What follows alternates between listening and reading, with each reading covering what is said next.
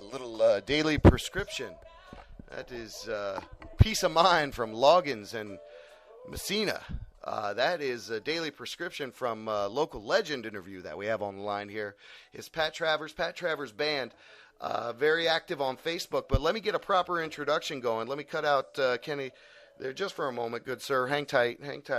But on the line with me, I have a perfect paragraph to introduce this local legend interview. Since the critically acclaimed 1976 debut album featuring his own brand of high 80s quality 70s guitar rock and roll, Pat Travers has gone on to deliver melodic 80s rock, a blues period throughout most of the 90s, noted performances with various power trios during the first few years of the new millennium, and a few full-blooded return to the trademark Pat Travers Band sound as he's entered into the fifth performing and recording decade. What a perfect introduction for a local legend that we're interviewing tonight. And I have him on the line with me, Mr. Pat Travers. Good evening, sir. Welcome.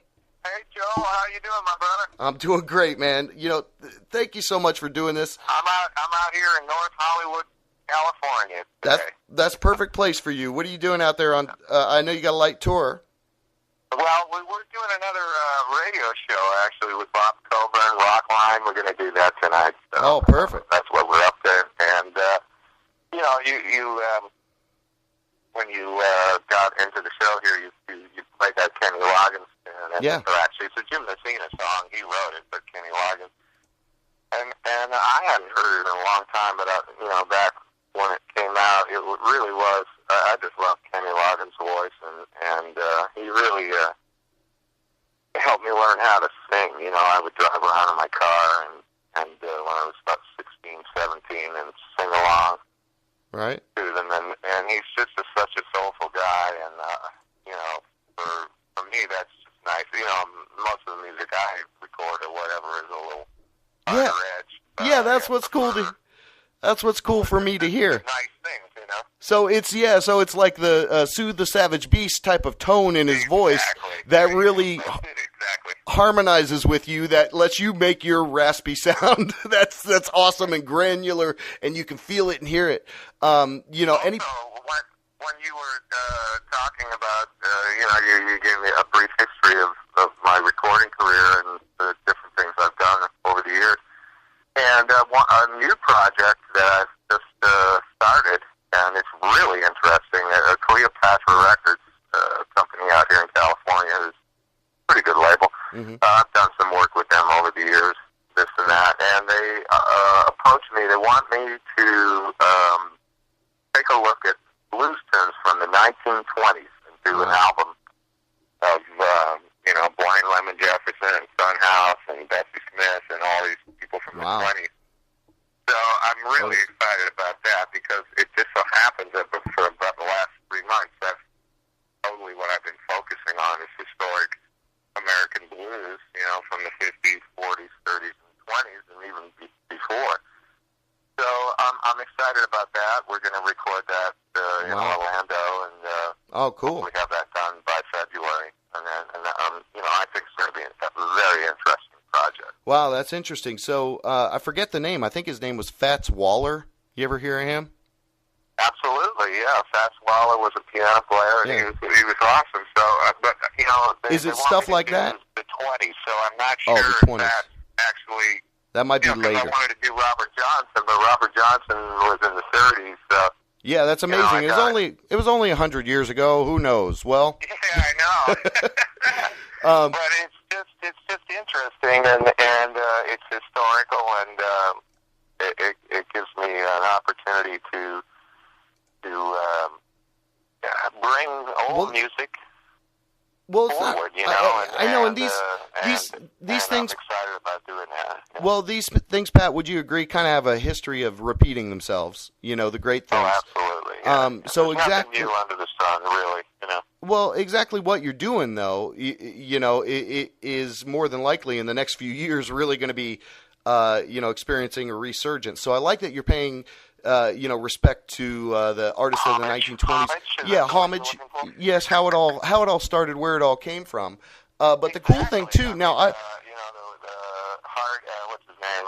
Gosh, gosh, there's actually an award named after him. Harding, who was a band leader in the early part of the last century, and a black band leader, and he was on a train platform one day, and there was a guy there with a guitar, just a busker, a street busker playing, and that's when he heard the blues format, which was, the 1-4-5. Wow. In other words, you start on the first chord, say it's A, and you sing a line, and then you go to the D chord, and then repeat that line, and then go back to the A chord, and then you go to the E chord, and sing the chorus. And that is the format for the blues. And it's been like that ever since then, with some modifications, but generally that's the way it goes. Well, it's totally unique to America. It's awesome. Yeah, and I agree. And so I think some of that harkens back to bluegrass as well. You got those steady bass beats. Because, yeah.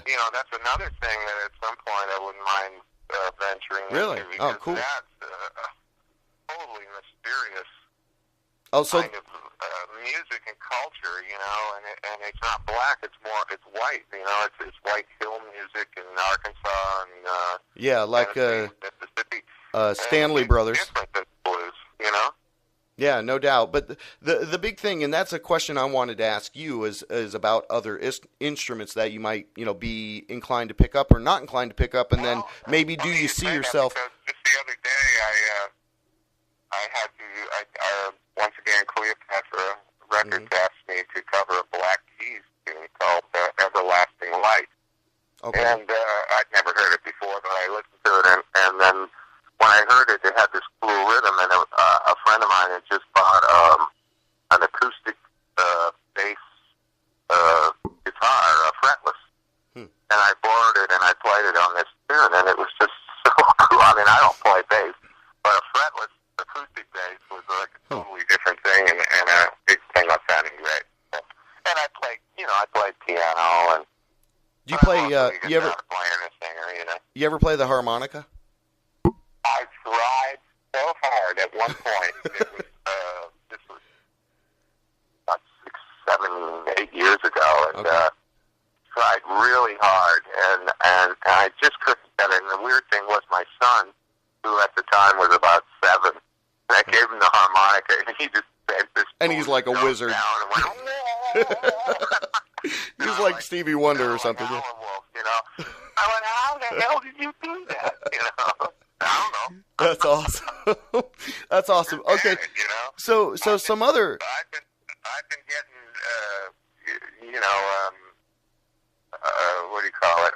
Hyperventilated from playing this damn harmonica. Right. Yeah. It takes total breath control. I just handed it over to him, and he just bent that low note down a whole tone and put some vibrato on it, and I went, oh man. Wow. Well, that's cool. Do you have musical children?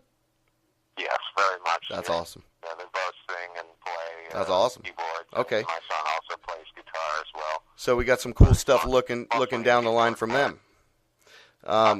Well, here's a big thing. I heard some whispers. Maybe you're talking about starting up your own kind of radio show or internet podcast or something like that. Well, is that something you're doing? From the thing I've been doing on my Facebook page with the Daily RX, musical art prescription. And, I try to have a little bit of background to every song I put up, and people seem to like it. So I thought, why don't I just record my own 1-hour radio show and make it an iPod and play music you like. The other thing is because, I know so many people, and I've played with so many people. So, like, for example, on this Saturday, we're going to the NAMM convention in Anaheim, California. Okay. Which is where everybody goes, all the, it's a big music convention, instrument convention. So when I get there, I'm going to bump into, 20 people, 20 big stars that I have met and known over the years. And so, I'm going to have my flip the camera with me, and I'll get to talk to all these people, and I'll have this great conversation that I'll be able to have in my show that will, be a little different, I hope. Yeah, well, that's awesome. And so the other thing is it'll give me a venue to promote my own material.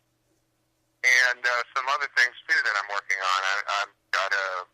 I've decided that I want to start my own EP brand, and I've been wearing these rock and roll boots for 30 years, these suede boots and stuff, and everybody says, "Where the hell do you get those boots?" So, I figured, well, why not get them made and see if people want to buy them, That's and cool. some other stuff too. So, Yeah, little merchandise and stuff like that. But the radio show idea, I mean, that's cool. I can really see you doing that. I mean, you're a legendary guy. I'm surprised you weren't the first one in the Rock and Roll Hall of Fame, but yeah, I mean, right after Elvis Presley, dude. I mean, again, you've been making music for over 50 years. It's older than I am. So, I mean, 76. Okay, so whatever the math is, damn. Before that, Well, 5 generations, 5 decades. I'm 57. I've been playing professionally since I was 15. So that's so that's 5 decades. 40 years. Okay, well, I'm throwing this one on now. I'm giving you credit for the next 7 or whatever, the next 8. Yeah, well, all right. I don't care. Anyway, but yeah, that's cool. All right, so potential radio show forming. Meanwhile, when your fans here in Orlando, what's the favorite spot that they go see you at? What's your most favorite spot to frequent here in Orlando, so people can know where to look out for you when to go catch you live? Oh, they're never going to see me. I run so low under the radar. Yeah, what's up with that? What's up with that? So, we don't really. No place you go just cut loose, surprisingly? We had a show in December, and that was cool. And we played at the what do you call it? Oh gosh, I can't remember. It was right on Orange Avenue. Oh, like Firestone or Social or Social? That's it. We played the Social. We had a wonderful show there, and that was 9th of December. That's when that was. Yeah. So, but I don't know when we're going to play back in Orlando again. Okay. It's basically where I live, and like I said, I'm out in California now, and actually we come home, and then we have to go up to New York, and we're all over the place. So. Well, that's awesome. But the best way to connect with you, and almost sometimes personally, is through Facebook, right? Pat Travers Band. Well, Facebook, and I also